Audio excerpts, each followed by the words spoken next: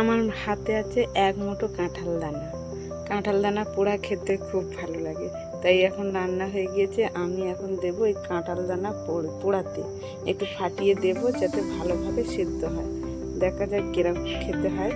এর আগেও খেয়েছি বেশ ভালো, তো তাই আজকেও দেবো কাঁঠাল দানা পোড়াতে।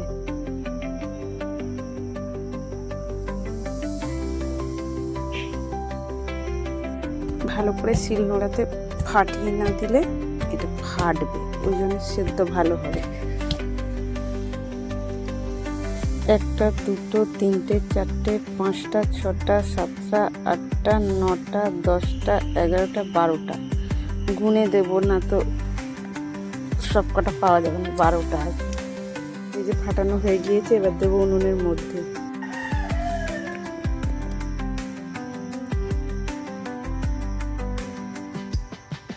কাঁঠাল দানাগুলোর গন্ধ উঠছে, হয়ে গেছে।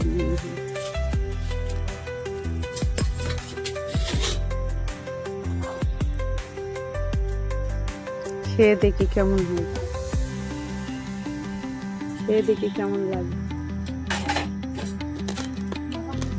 শক্ত গো মা, শক্ত শক্ত হয়েছে, ভালো হয়েছে,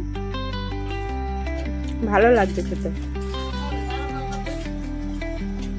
12টা দিয়েছিলাম, একটা খাচ্ছি, এখনো 11টা আছে, 11টাই তুলবো। 12টা দিয়েছিলাম, 1টা, 2টো, 3টে, 4টে, 5টা, 6টা, 7টা, 8টা, 9টা, 10টা, 11টা আর 12টা। একটা খেয়েছি আর পুরো 11টা, সব কটাই পেয়েছি। 12টা দিয়েছিলাম, 12টাই পেয়েছি। একটা খেয়েছি আর 11টা হাতে আছে। এনে এনে এনে